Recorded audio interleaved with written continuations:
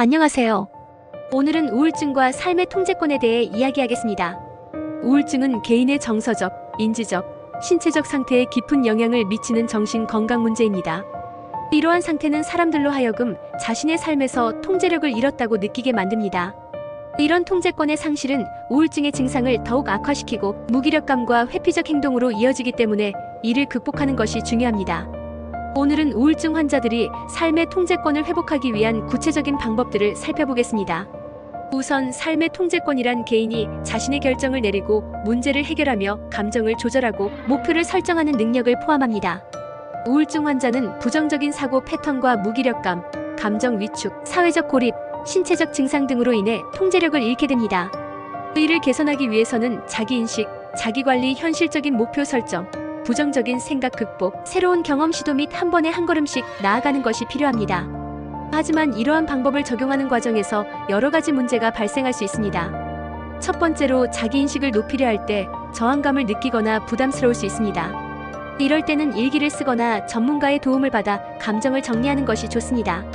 둘째, 자기관리에 대한 실천이 지루해질 수 있는데 이 경우 재미있는 활동으로 변화를 주어 동기를 유지해야 합니다.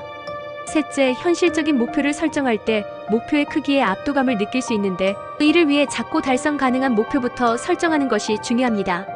넷째, 부정적인 생각에 도전하는 과정에서 자주 실패감을 느낄 수 있는데 여기서도 작은 성공을 기록하여 긍정적인 피드백을 얻는 것이 필요합니다.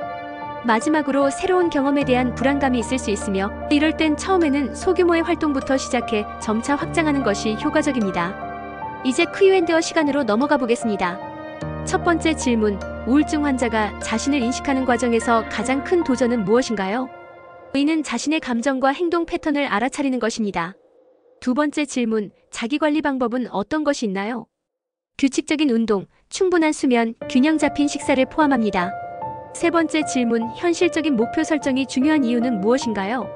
이는 우울증으로 인해 동기를 잃기 쉬운 상황에서 작은 성취를 쌓을 수 있게 해주기 때문입니다.